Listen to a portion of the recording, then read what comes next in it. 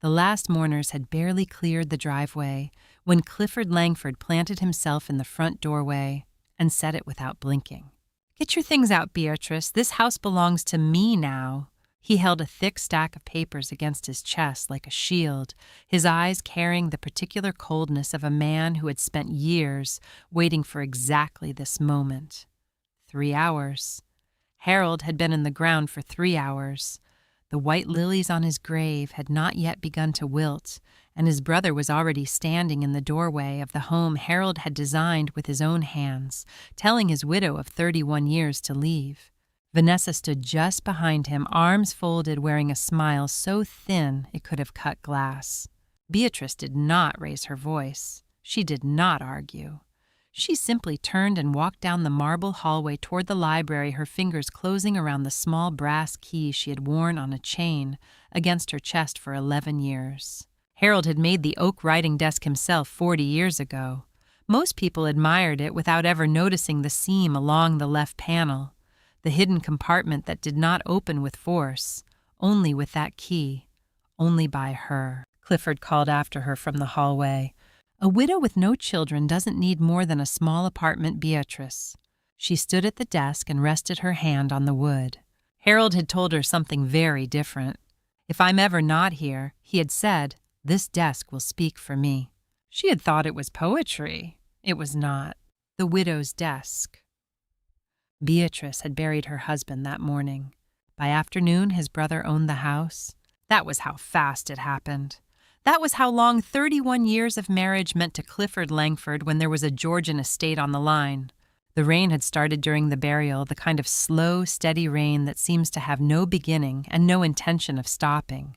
The mourners had filtered away one by one, pressing Beatrice's hand, murmuring the usual words, leaving behind the particular silence that only comes after a funeral. She had stood in the receiving line for 2 hours with her back straight, and her face composed, the way Harold had always admired in her, that ability to hold herself together in public, even when everything inside had gone quiet and hollow. She had just removed her coat when she heard the front door open.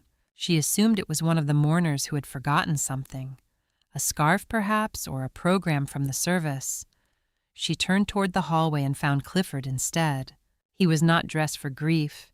He wore a dark blazer over a collared shirt, pressed trousers, leather shoes, without a single drop of rain on them, as though he had dressed that morning not for a funeral, but for a meeting. Vanessa was half a step behind him, her posture arranged into the careful neutrality of someone who has rehearsed this moment. Clifford was holding a manila folder. He set it on the entryway table without being invited in, without removing his shoes, without saying her name first.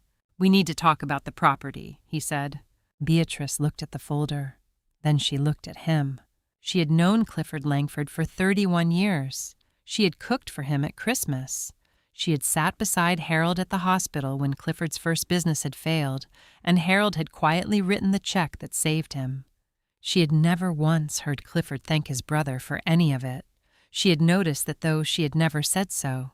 "Harold signed a transfer of title 6 weeks ago," Clifford said. He opened the folder and slid a document across the table toward her as though they were closing a business deal. "The house passes to me. It was his decision. I have the paperwork here." Beatrice did not touch the document. "You have 24 hours to remove your personal belongings," Vanessa said from just behind him. Her voice was smooth and practiced. "We've already arranged for someone to come assess the contents tomorrow afternoon." Beatrice looked at the paper. She could see Harold's name on it. She could see what appeared to be his signature. She stood very still and she looked at it for a long moment, and she did not say anything at all.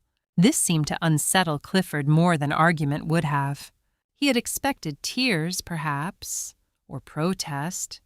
He had prepared himself for a scene, for raised voices, for the kind of confrontation he could dismiss later by saying she had been hysterical, overwhelmed, not thinking clearly. He had not prepared for silence. He did not know what to do with a woman who simply looked at the paper and said nothing.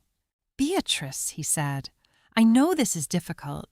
She turned toward the sitting room, where 4 members of the household staff were standing in the doorway, having heard the conversation from the kitchen.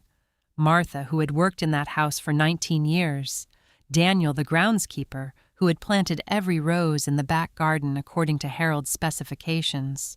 2 young women who had joined the staff only that spring. "I'm afraid you'll need to go," Clifford said to them, not looking at them, still looking at Beatrice. "Your employment here ends today. You'll each receive 2 weeks' pay." Martha's face went white. She looked at Beatrice. Beatrice gave her the smallest nod. It was not surrender. It was something else entirely, though Martha would not understand that until later. One by one they gathered their things. One by one they left. Martha paused at the door and pressed Beatrice's hand and could not speak. Beatrice held her hand for a moment and then let her go. The house was very quiet after that. Clifford moved through the rooms with the ease of a man who had already decided what belonged to him.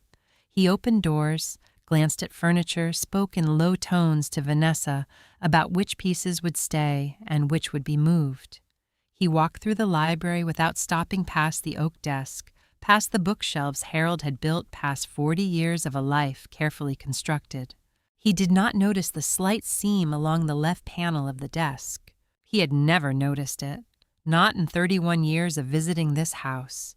Beatrice watched him from the doorway of the library and said nothing. She stayed in the house that night. There was no rule that said she had to leave before the 24 hours were up, and she had never been a woman who gave away a single minute she was still owed.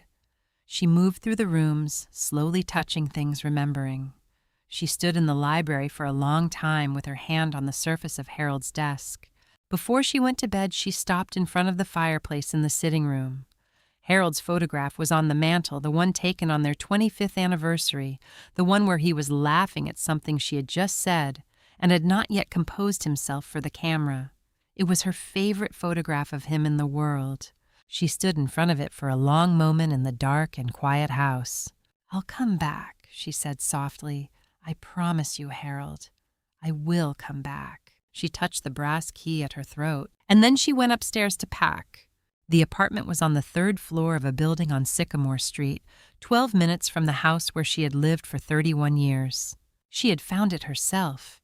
She had not asked Clifford for help, had not accepted the name of the real estate contact Vanessa had offered. With that same thin smile, had not allowed anyone to arrange her life for her the way they had apparently arranged everything else. She had made 1 phone call, signed 1 lease, and moved in on a Tuesday morning with 4 suitcases and a box of books. The rooms were clean and plain and completely silent. She stood at the window the first evening and looked out at the street below. A woman walking a dog, 2 boys on bicycles, the ordinary motion of an ordinary neighborhood that had nothing to do with her. The light was going gold and slow the way it does in October, and she stood there until it faded, and then she stood there a little longer in the dark. The apartment had no fireplace. It had no library. It had no hallway with marble floors or rose bushes planted to a specific design or a front door that Harold had chosen himself from a salvage yard in Vermont because he said the grain of the wood was the most honest thing he had ever seen. It had a window and a chair and the brass key still hanging at her throat. She supposed that was enough to begin with. She had met Harold Langford in the autumn of 1974 when she was 26 years old and teaching sophomore English at a small school in western Connecticut. He had come to speak to her class about architecture of all things because the principal had thought it would be interesting for the students to hear from someone who built things for a living. Harold had arrived 10 minutes early, introduced himself to her in the hallway, and spent the first 5 minutes of the class period talking about language instead of buildings, because he had noticed the poem on her chalkboard and could not help himself. She had been irritated by the interruption and fascinated against her will. He had called the school the following week to ask if she would have coffee with him. She had said she would think about it. She had thought about it for approximately 48 hours before calling him back. They were married 2 years later in a small ceremony with fewer than 30 guests. Harold had designed the renovation of the church as a wedding gift to the congregation. He could not help turning love into something structural, something that would last. The Georgian estate had taken him 3 years to build. He had done much of the physical work himself, which people found strange for a man of his professional standing, but Harold had never been interested in what people found strange. He said there was no point in designing a home if you did not understand what it meant to actually raise the walls. He had worked on weekends and summers, and Beatrice had brought him lunch and read on the back steps while he worked. And slowly the house had risen out of the Connecticut hillside, like something that had always meant to be there. They had tried for children. It had not happened. There had been a period of years when that absence sat between them like a weight, when Beatrice had felt the particular grief of a door that would not open no matter how many times you tried the handle. Harold had never once made her feel that she was the source of that grief, or that the grief changed anything about what they were to each other. Eventually, the weight had lifted, not because it disappeared, but because everything else they had built together had grown large enough to hold it. Their life had been their legacy. That was what Harold used to say. Now the neighbors on her old street were saying other things. She heard it through Martha, who still called every few days and reported carefully and with obvious discomfort that Beatrice had been difficult, that there had been problems in the marriage no one had known about, that perhaps Harold had his reasons for what he had done. People are always willing to construct a story that makes injustice feel earned because the alternative is too uncomfortable to sit with. Beatrice did not call anyone to correct the record. She had never been a woman who argued with rumor. She had spent 40 years in a classroom teaching young people that the truth did not require your defense, only your patience. She sat by the window in the evenings and held the brass key in her palm and thought about Harold. She thought about his hands, which had been large and careful and always slightly rough from working with wood and drafting tools. She thought about the way he used to fall asleep in the library with a book open on his chest, and how she would take the book away and turn off the lamp without waking him. She thought about the last weeks of his illness when he had been too tired to talk much, but had held her hand with the same steadiness he had always held everything. She thought about the desk. She did not know exactly what was inside the hidden compartment. Harold had never told her. He had only told her that she would know when the time came, and that the key would open what needed to be opened. She was still thinking about it on the Thursday morning 11 days after she had moved into the apartment when the letter arrived. The envelope was cream-colored, heavy stock printed with a name she recognized from years ago, Margaret Cole, attorney at law. She had met Margaret Cole exactly once briefly at a dinner party some years back. Harold had introduced them and then steered the conversation elsewhere, and Beatrice had thought nothing of it at the time. She opened the envelope. The note inside was short and handwritten and direct. "Mrs. Langford, I need to meet with you as soon as possible. There are things your husband asked me to tell you after his passing. Please call my office at your earliest convenience. This cannot wait much longer." Beatrice read the note twice. Then she set it carefully on the table beside the chair, walked to the window and looked out at Sycamore Street for a long moment. She closed her fingers around the key. Harold had always been a man who planned ahead. Margaret Cole's office was on the second floor of a building that had once been a private residence on a quiet street 3 blocks from the county courthouse. The waiting room smelled of old wood and coffee and the particular stillness of a place where serious things were decided. Beatrice arrived 7 minutes early, which was how she had always arrived everywhere in her life, and sat with her coat folded across her lap and the brass key resting against her sternum under her blouse. Margaret Cole was not what Beatrice had expected. She remembered a younger woman from that dinner party years ago, someone brisk and assured, in the way that young attorneys often are.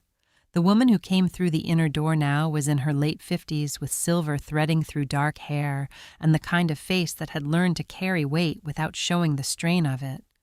She shook Beatrice's hand with both of hers and held it for a moment longer than a formal greeting required. "Thank you for coming," Margaret said. "I know this has been a very difficult time." She led Beatrice into the inner office and closed the door. The desk between them was covered in organized folders, and Beatrice noticed that one of them was older than the rest, its edges worn, its color faded to the particular tan of something that has been handled and set aside and handled again over many years. Margaret placed her hand on it but did not open it yet. "Harold came to see me 11 years ago," Margaret said. "Not long after you were married, as I understand it, he began to have concerns about his brother. Nothing dramatic at first. Small things. The way Clifford spoke about the estate at family gatherings. Questions Harold felt were not quite appropriate given the circumstances. He came to me because he wanted to be careful. Harold was a careful man. Beatrice thought of the key around her neck, the anniversary morning when he had placed it there without explanation. 11 years ago. Over the following decade, Margaret continued. Harold made a series of legal arrangements, quietly, thoroughly, in the way he did everything. He updated his estate documents regularly. He was meticulous about it. He also at some point made a decision about where to keep the most important materials. She opened the folder. Inside was a document Beatrice did not immediately recognize, and then she did. It was a household inventory, the kind that estate attorneys sometimes prepare, listing the contents of a property by category. Harold's handwriting was in the margin beside one entry near the middle of the second page. Oak Writing Desk Library, personal property of Beatrice Ann Langford, not subject to estate transfer. Beatrice looked at the words for a long moment without speaking. Harold had the desk formally classified as your personal property 9 years ago, Margaret said. It was registered separately from the estate. Under Connecticut property law, it cannot be transferred, sold, or seized as part of any estate proceeding involving assets that belong to him. It belongs to you. It has belonged to you for 9 years. Clifford cannot touch it. What is inside it? Beatrice said. It was not quite a question. Harold told me that the hidden compartment contains his original will, executed 3 years ago, along with documentation he gathered over time regarding certain financial activities involving his brother. Margaret paused. I do not know the specific contents. Harold was very deliberate about keeping that information sealed until the appropriate time. He said you would know what to do with it once you had it. Beatrice felt something shift in her chest. Not surprise, exactly. More like the settling of something that had been slightly out of place for a very long time. Harold had known. He had seen Clifford clearly, had understood what his brother was capable of, and had spent years quietly building a structure around her that Clifford would never be able to see, because he had never been the kind of man who looked closely at things that did not immediately appear valuable. He had hidden the truth in a piece of furniture, in a desk made by his own hands, in a room Clifford had walked through 100 times without once stopping to look. There is one more thing, Margaret said. Clifford's transfer document, the one he presented to you at the house. I have reviewed a copy. It contains a clause that he almost certainly did not notice when he had it prepared, or perhaps assumed would never be relevant. Under the terms of that document, you retain the right to enter the property within 30 days of vacating in order to retrieve personal belongings. Beatrice looked up. The desk is your personal property, Margaret said. Legally documented as such. You have the right to go back and collect it. The room was very quiet for a moment. He changed the locks, Beatrice said. He did, but changing the locks does not override your legal right of access under the clause in his own document. If he refuses entry, he is in violation of the very paperwork he used to remove you. I can send a formal notice today if you would like to proceed. Beatrice sat very still and thought of Harold in the library in the evenings, bent over his drawings, building things that would outlast the moment they were made in. He had always said that the best structures were the ones that only revealed their full purpose over time. She understood now that she had been living inside one of those structures for 11 years without fully knowing it. She looked at Margaret. How long do I have? Margaret's expression shifted slightly, and for the first time Beatrice heard something careful and urgent beneath the composed professional tone. That is the other thing I needed to tell you. Clifford listed the estate with a real estate broker 4 days ago. There is already interest. If the property sells before you retrieve the desk, the situation becomes significantly more complicated. She folded her hands on top of the folder. You have 7 days, Beatrice. 7 days before there is a very real possibility that house belongs to someone else, and everything Harold left inside that desk becomes nearly impossible to recover. Beatrice stood. She picked up her coat and her handbag, and she looked at Margaret Cole with the same expression she had worn in the doorway of the house when Clifford had handed her 24 hours and a cardboard box. Then we should not waste any of them, she said. Margaret sent the formal notice that same afternoon. Clifford's response came through his own attorney the following morning, 2 short paragraphs that conceded the legal right of access, while making clear in every word between the lines that he considered the visit an intrusion, a formality to be endured, and a reminder that the clock was running. Beatrice was permitted to enter the property on Saturday at 10 in the morning. She would have 2 hours. She would be accompanied at all times. She was to remove only items that could be documented as personal belongings predating the marriage or formally registered as her separate property. Margaret read her the response over the phone. "He has no legal basis to restrict the desk," Margaret said. "If he attempts to prevent you from taking it, we file for immediate injunctive relief and it becomes a matter of court record. He knows that." "He will not stop me from taking the desk," Beatrice said. "He does not understand why I want it." She arrived at the Georgian estate at 9:58 on a gray Saturday morning alone, carrying 2 empty canvas bags and wearing the same composed expression she had worn to the funeral. She had slept poorly the night before, but she had dressed carefully the way she always had for things that mattered. The guard at the front gate was a young man she did not recognize, hired recently, who checked her name against a list before waving her through without making eye contact. The driveway looked the same. The rose bushes were still there, though no one had trimmed them. Harold would have noticed that immediately. The front door opened before she reached it. Vanessa was waiting. She was dressed as though she had somewhere more important to be afterward. Her hair arranged, her posture arranged, everything about her arranged into the attitude of someone performing patience they did not feel. She held a small notebook. "You have until noon," Vanessa said.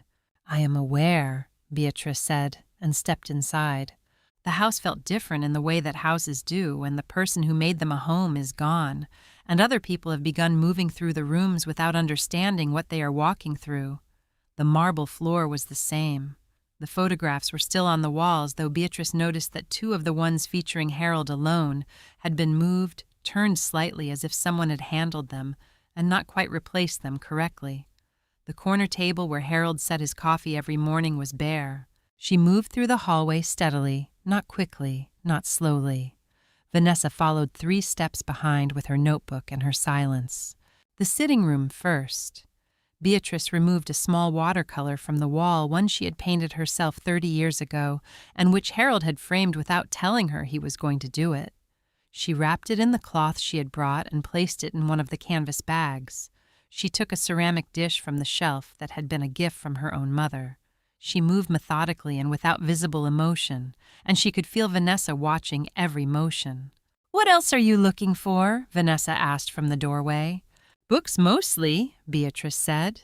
"Harold and I had separate collections. Mine are in the library." Vanessa wrote something in the notebook.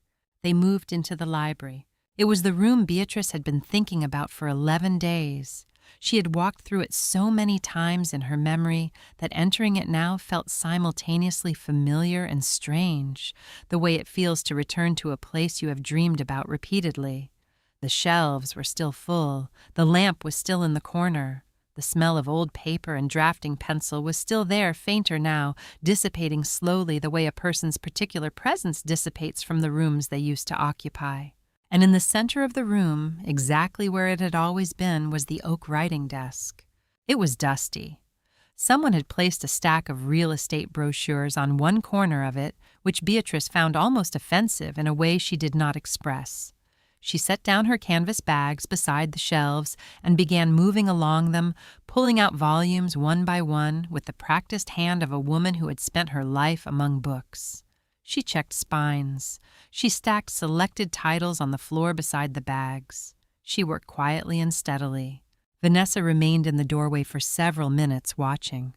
Then her phone rang. She glanced at the screen, and her expression changed slightly the way it does when a call is something you have been waiting for.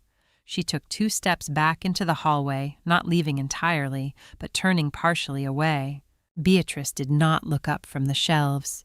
She counted to 5. Then she crossed the room in 4 quiet steps and stood at the desk. She let her hands rest on the surface, first both palms flat the way she had done 1,000 times before. The wood was cool and smooth and familiar in the way that only things made with care and time ever are. She could hear Vanessa's voice in the hallway, low and businesslike words she could not make out. She moved her right hand slowly along the surface toward the left panel. She had watched Harold open it once years ago when he had not known she was in the doorway. He had pressed 2 fingers against a specific point along the lower edge of the panel and then slid his hand inward. She had never asked him about it. She had simply filed it away, the way she had always filed away the things Harold did that she did not yet understand. Her fingers found the seam. She pressed. She felt the resistance, first the slight firmness of a mechanism that had not been used in some time, and then she slid her hand inward the way she had seen him do it and reached 2 fingers into the narrow gap and found the small keyhole set, flush into the wood invisible unless you knew exactly where to look. She lifted the brass key from her neck with her left hand. She guided it into the lock. From the hallway, Vanessa's voice continued, unhurried, unaware. Beatrice turned the key. The small, clean sound of a lock releasing was the quietest thing she had ever heard. It was also the most certain. The panel shifted open 1/2 inch. The panel opened like a held breath finally released. Beatrice did not pull it wide. She eased it open slowly, no more than 3 inches enough to see inside, without changing the silhouette of the desk from across the room. Her body blocked the opening from the hallway. She could still hear Vanessa's voice, steady and unhurried, discussing something about square footage and the spring market. She had perhaps 2 minutes, possibly less. The compartment was shallow, no deeper than the length of her hand, and lined with a piece of dark velvet that Harold had cut and fitted himself. It was the kind of detail that made her throat tighten, that small domestic care, the velvet placed there not for ceremony, but simply because he had not wanted the contents to shift or scratch over time. He had thought of everything. He had always thought of everything. Inside, wrapped in a second piece of velvet, folded over itself like an envelope, was a bundle of documents. She lifted it with both hands. It was heavier than she expected, perhaps a 1/4 inch thick, bound with a short length of dark ribbon tied in the simple knot Harold used for everything. She pressed it flat against her sternum beneath her left arm and held it there, her coat open, and with her right hand she eased the panel back toward closed until she felt the mechanism catch. Then she turned back to the bookshelves and continued removing volumes as though nothing had changed. Her hands were completely steady. She was mildly surprised by this. She did not look at the documents again until she was home. She sat at the small table by the window in the apartment on Sycamore Street with the velvet bundle in front of her and the late afternoon light coming through the glass, and she untied the ribbon with the same care Harold had used to tie it, and she opened the fold. The original will was on top. 12 pages dated 3 years ago, signed by Harold James Langford in the hand she knew as well as her own, witnessed by 2 signatures she did not recognize, and notarized with a seal she could examine later. She did not read every word immediately. She scanned it enough to see her name in the first substantive paragraph, to see the Georgian estate listed as the primary asset, to see the phrase sole beneficiary, rendered in Harold's chosen legal language, with the clarity of a man who had wanted there to be no possible misreading. She set the will aside. Behind it was a smaller sheaf of papers, perhaps 20 pages, some of them photocopies, some originals, some printed with columns of numbers and dates and account names. She looked at these more slowly. She had not spent 31 years married to a meticulous man without developing some ability to read the architecture of a financial document. What she saw took her several minutes to fully absorb. The transfers began 11 years ago. Small amounts at first moved from the operating account of Langford Architectural Associates into a separate account she did not recognize under a company name that bore no obvious relation to Harold's firm.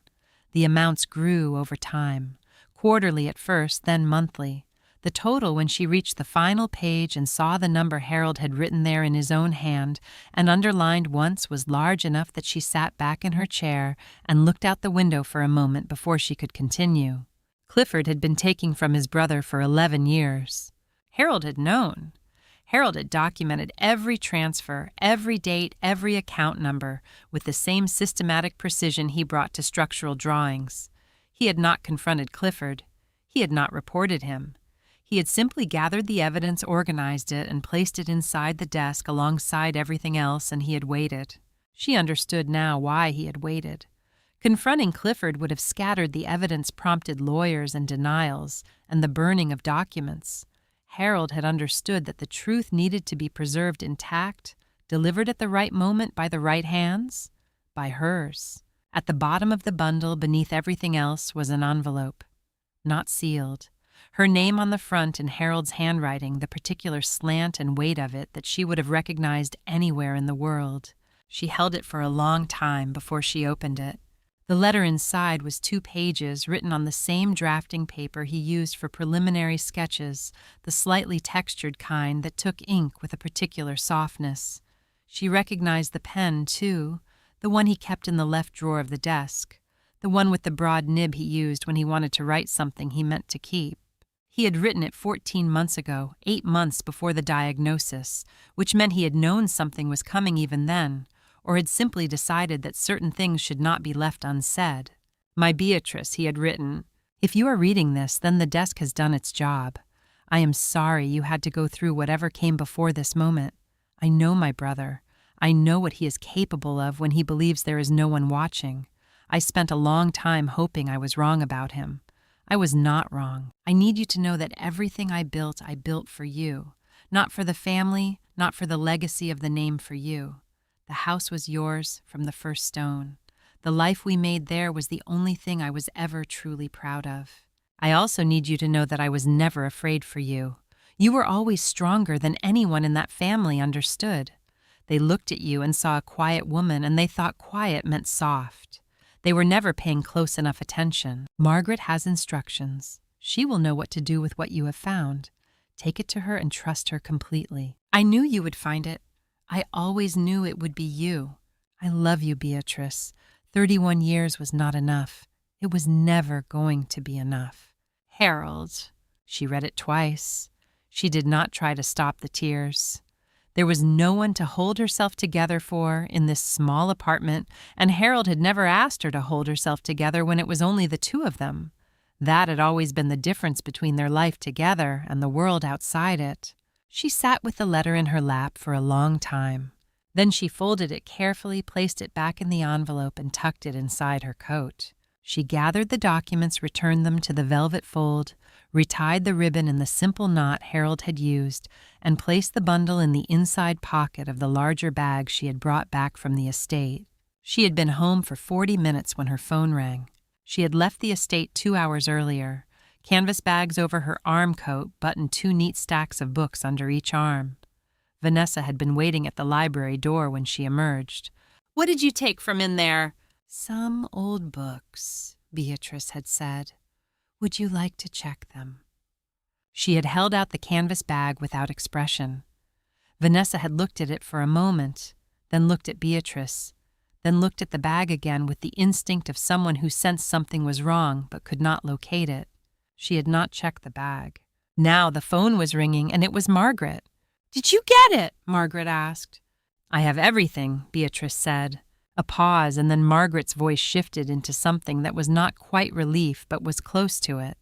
"Come to my office first thing Monday morning," she said, "and Beatrice, do not let those documents out of your possession until then." "I had no intention of doing so," Beatrice said. She looked at the bag on the table. 6 days left. Beatrice arrived at Margaret's office at 8:45 on Monday morning, 30 minutes before the scheduled time, because she had not been able to sleep past 5, and because waiting in the apartment had become intolerable. Margaret was already there. The inner office had been transformed over the weekend into something that looked less like a place where clients came to discuss their affairs and more like a room where a case was being built. The surface of the desk was cleared except for a legal pad, 2 pens, and a yellow highlighter. A second table had been pulled alongside, empty and waiting. Margaret was standing at the window with a coffee cup when Beatrice came in, and she turned with the focused expression of someone who had also not slept particularly well. "Let me see it," she said. Beatrice set the velvet bundle on the cleared desk and untied the ribbon. They worked for 3 hours without significant interruption. Margaret read, and Beatrice watched her read, which was its own form of information.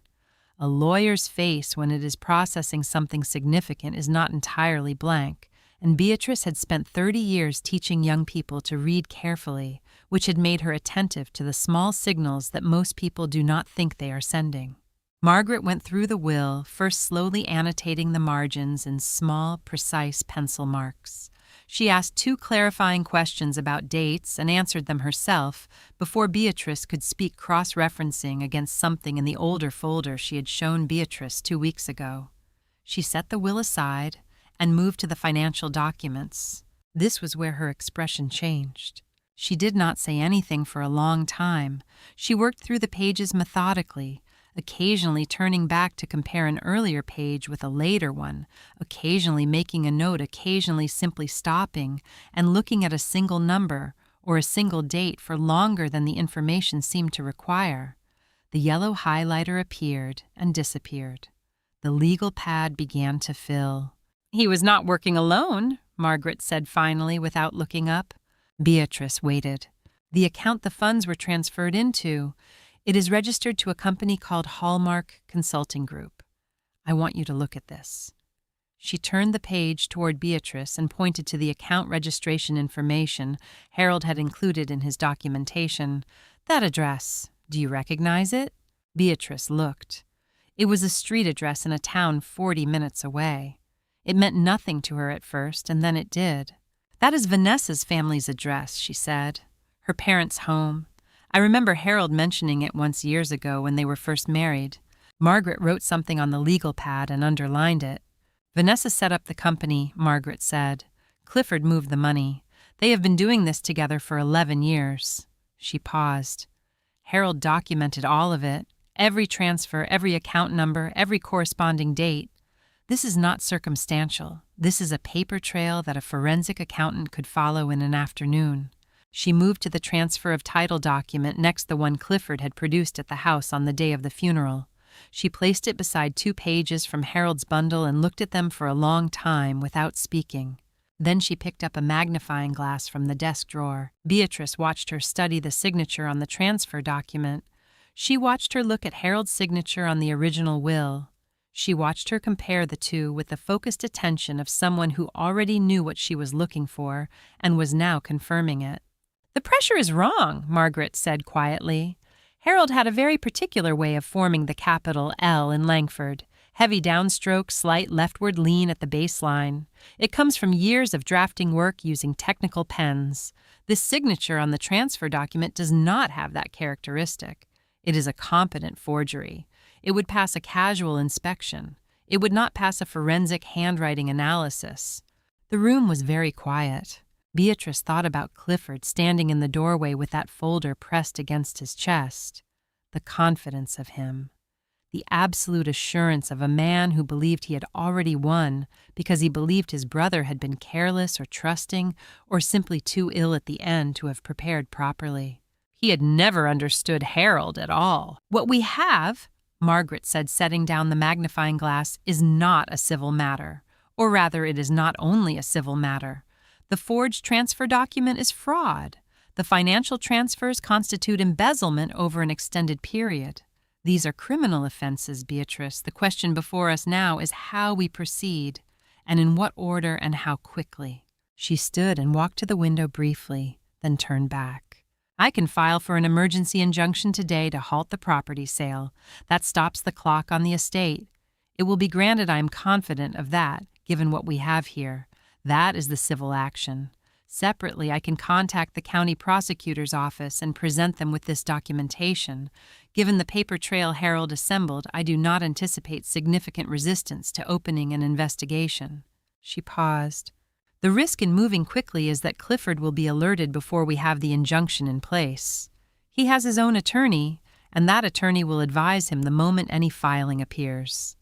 There is a window of perhaps 24 hours between our filing and his response in which the situation is fluid." "The sale," Beatrice said. "When is it scheduled?" 48 hours from now," Margaret said. "Tuesday afternoon. The buyers have already signed a letter of intent." Beatrice looked at the documents spread across the table. 11 years of Harold's careful work. 11 years of watching and recording and saying nothing, building a case in silence the way he had built everything else from the foundation up with patience and precision and the absolute certainty that the structure would hold when it finally needed to. Margaret picked up the bundle and squared the pages with both hands, aligning everything into a clean stack, with the quiet authority of someone who had made her decision and was now simply stating it. I am going to call the district court judge's clerk this afternoon. I know her personally. I will request an emergency hearing for tomorrow morning. She looked at Beatrice directly. Once I make that call, there is no pulling back. Clifford will know by evening. His attorney will be working through the night, and everything that Harold built in this documentation will be tested in the full light of a legal proceeding. She set the stack down. But Beatrice, I have been practicing law for 30 years. I have not seen a private citizen assemble this quality of evidence outside of a professional investigation. Harold was extraordinary, and what he left you is enough. The clock on the wall moved through its quiet interval. Beatrice looked at the bundle on the table. She looked at the letter inside her coat, the one she had been carrying since Saturday. The one that ended with 31 years was not enough. It was never going to be enough. She looked at Margaret. "Make the call," she said. Margaret nodded once and reached for the phone. The county courthouse opened its doors at 8:30. Beatrice was on the steps at 8:15. She wore the same dark coat she had worn to Harold's funeral, not because it was the only appropriate thing she owned, but because it felt right to wear it here, to close a circle that had opened on that day. She carried her handbag and nothing else. The documents were with Margaret. The key was at her throat. Margaret arrived at 8:20 with a paralegal carrying 2 accordion files and the focused energy of someone who had been awake since 4 in the morning and had converted that sleeplessness entirely into preparation. She greeted Beatrice with a brief press of her hand, and then they went inside together without unnecessary words. Clifford arrived at 8:50 with 3 attorneys. Beatrice watched them come through the courthouse doors, from the bench where she and Margaret were seated in the hallway outside the hearing room.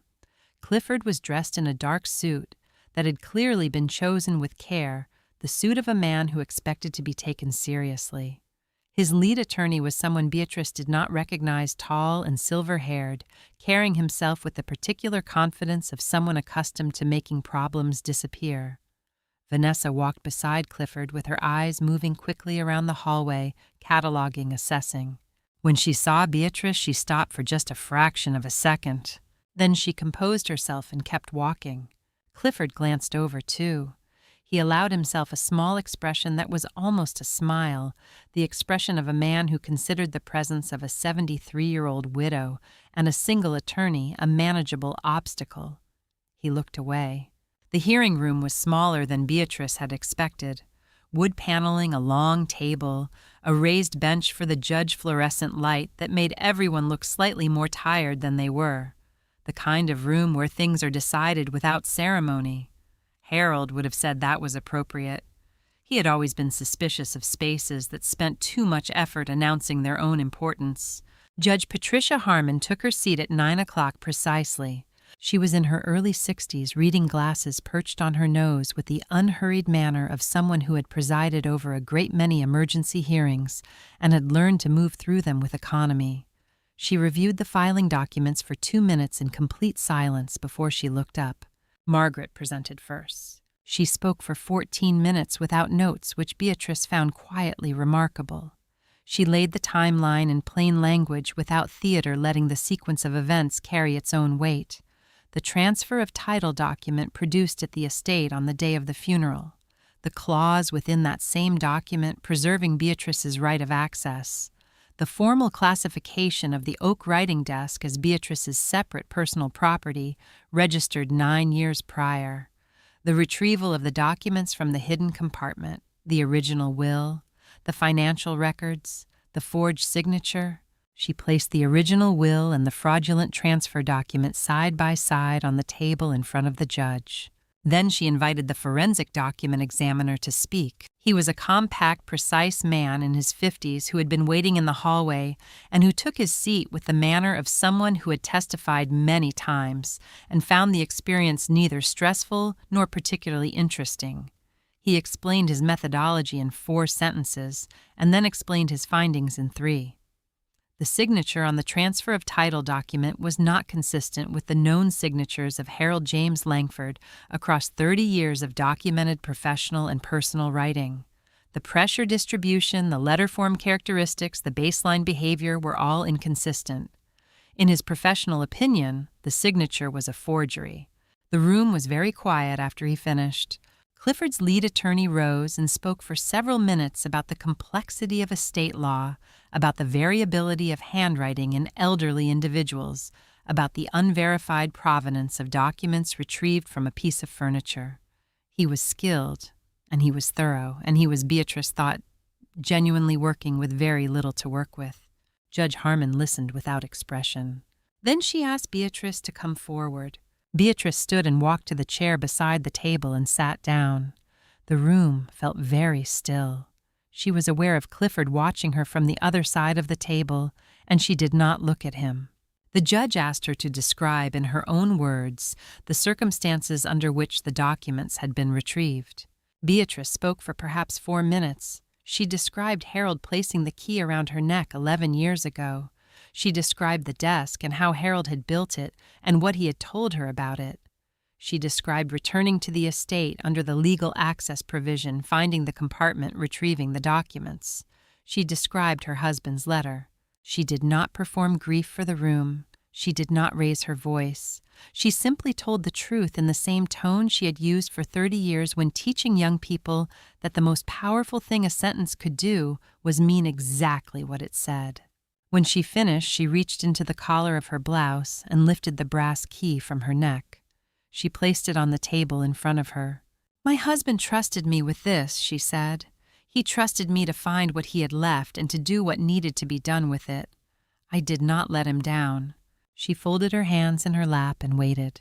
From across the table she heard Clifford speak low and urgent to his attorney. She caught a single phrase, something about Vanessa, something about the company being her arrangement, and she saw his attorney place a hand briefly on his arm in the way that attorneys do when they are telling a client that speaking further will not help them. It was already too late for that kind of calculation. Judge Harmon reviewed the documents in front of her for 3 minutes. She asked the forensic examiner one clarifying question. She made 2 notes on her legal pad. Then she removed her reading glasses and looked at the room. She spoke in measured, deliberate sentences that left no room for interpretation. The transfer of title document was stayed pending full forensic review. The emergency injunction halting the property sale was granted.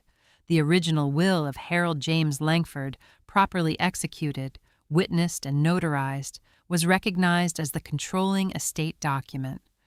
Under the terms of that, will the Georgian estate and all associated assets pass to Beatrice Ann Langford as sole beneficiary. She paused. Given the nature of the evidence presented, including documented financial transfers spanning 11 years and a fraudulent legal instrument, the matter was being referred to the county prosecutor's office for criminal investigation. Clifford Langford was to surrender his passport and remain available to law enforcement. The gavel came down once clean and final, the way Harold used to set a tool down when the work was done. Beatrice sat very still and looked at the key on the table. She thought of Harold in the library in the evenings, the lamp, the drafting paper, the careful and patient work of building something that would last. She picked up the key and held it in her palm. It was warm from her hand. The drive back to the Georgian estate took 22 minutes. Margaret had offered to come. Beatrice had thanked her and said she would prefer to go alone the first time, and Margaret had understood without needing it explained. There are certain moments that belong only to the person living them, and this was one of those. The same young guard was at the gate. He had been informed of the court order that morning, and he stepped aside without a word, with the slightly uncertain expression of someone who has realized they were working for the wrong side and is not sure how to carry that. Beatrice nodded to him as she passed. She bore him no particular feeling. He had simply been a young man doing a job. The driveway was exactly as she had left it 2 weeks ago. The rose bushes were more overgrown than before. Harold would have noticed that first thing. She noticed it on his behalf. She stood at the front door for a moment before she put her key in the lock. Not the brass key. The ordinary house key she had carried on her ring for 31 years, the one Clifford had not thought to ask for because he had changed all the locks and assumed the old key was therefore meaningless. The locksmith Margaret had arranged that morning had restored the original locks and cut a new key from the old one, which felt to Beatrice like exactly the right way to do it. She opened the door and went inside. The house had the particular stillness of a place that has been held by the wrong people and knows it. She could feel the difference the way you feel the difference in a room where the temperature has been slightly off and is only now returning to what it should be. She walked through the entryway and down the marble hallway, and she did not hurry. She had time now. She intended to use it at her own pace. She called Martha from the library. Martha arrived within the hour, and behind her came Daniel, and behind Daniel came the two young women who had stood in the kitchen doorway on the afternoon of the funeral and watched in silence while their employment ended without warning. They came through the front door and stood in the entryway and looked at Beatrice, and she looked at them, and there was a moment that required no words, because the words would have been inadequate anyway. Then Martha said quietly, "Welcome home," and that was enough. They worked through the afternoon. Windows opened. Light came in. The particular smell of a house that has been closed against fresh air for too long gradually gave way to October and rosemary and the faint coolness of the hillside. Daniel went directly to the garden without being asked and began the work of setting things right. The two young women moved through the rooms with quiet efficiency, restoring order to the spaces that had been rearranged by people who had not known what they were handling. Beatrice went to the library and opened every window. The room filled with light in a way it had not in weeks' afternoon sun coming through the tall windows and landing across the shelves and the floor and the surface of the oak writing desk, which someone had moved slightly out of its accustomed position. She moved it back herself, taking one end carefully and walking it the necessary few inches until it sat exactly where Harold had always kept it in the center of the room facing the window. She found a soft cloth in the supply closet and wiped the dust from the surface. She worked slowly and without hurry, the way you handle something that was made with care and deserves to be treated accordingly. When she finished, she stood back and looked at it for a moment in the afternoon light. It looked like itself again. The letter from Clifford arrived 3 days later, forwarded through his attorney, written on plain paper in handwriting she had never seen before, because she had never in 31 years received a personal letter from him. It was 4 paragraphs. It expressed regret. It offered an explanation she had not asked for about financial pressure and old resentments and a sense of having always lived in his brother's shadow. It asked for her understanding. She read it once carefully in the library with the windows open. Then she folded it along its original creases and set it in the small drawer of the writing desk and closed the drawer. She did not respond. She did not intend to respond. Forgiveness, she had always believed, was something you arrived at in your own time and on your own terms, and it was not required to announce itself to the person who had caused the harm. What Clifford had done to Harold's memory, to Harold's life's work, to the years he had stolen from the firm and the trust he had exploited and the document he had forged while his brother lay dying, was not something she was prepared to address in correspondence. Perhaps someday, not today. The Harold Langford Foundation was Margaret's suggestion, practically speaking, though Beatrice had been thinking about it without knowing she was thinking about it since the morning she had sat in the apartment on Sycamore Street and read her husband's letter for the first time. It was a small foundation to begin with, funded from a portion of the estate, focused specifically on legal assistance for widows facing inheritance disputes. Women who did not have a Margaret Cole already. Women who did not have a brass key or a hidden compartment or a husband who had spent 11 years building a legal structure around them out of love and foresight. Women who had only themselves and the truth, and no means of making the truth heard. Harold would have approved. He had always believed that the purpose of building something was to make it useful to more people than just yourself. She framed the brass key on the Monday after the foundation was formally established in a simple frame she had chosen herself, and she placed it on the mantel beside Harold's photograph. The one where he was laughing slightly, caught off guard, not yet composed for the camera. Her favorite. She stood and looked at both of them for a long time. Then she went to the library, sat down at the oak writing desk, and opened the journal she had begun keeping the week she moved into the apartment on Sycamore Street. She had been recording small things, the quality of the light at different times of day, the sounds the house made, the memories that came back at unexpected moments. She had not known when she started why she was doing it.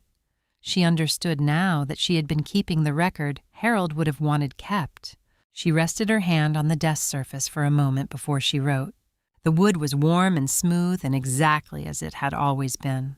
"Thank you," she said quietly to the photograph on the mantel, to the man who had built this house with his own hands and filled it with hidden things and trusted her above everyone to know what to do with them. "Our home is still here." Outside the library windows, Daniel was working in the rose garden, and the late afternoon light was coming gold and low across the hillside, and the house sat on the Connecticut landscape the way Harold had always meant it to, solid and patient and built to last. If you have stayed with Beatrice through everything she carried in these past weeks, then you already know that this story was never about a house or a legal document or even justice as satisfying as that justice was to witness. It was about what a person leaves behind when they love someone carefully and completely. It was about the structures we build for the people we cannot imagine leaving unprotected. It was about a woman who was handed a cardboard box and 24 hours and did not for a single moment believe that was the end of her story. If this is your first time watching Widow's Legacy, there is more here for you. And if you have been with us for a while, you already know that we will see you in the next one.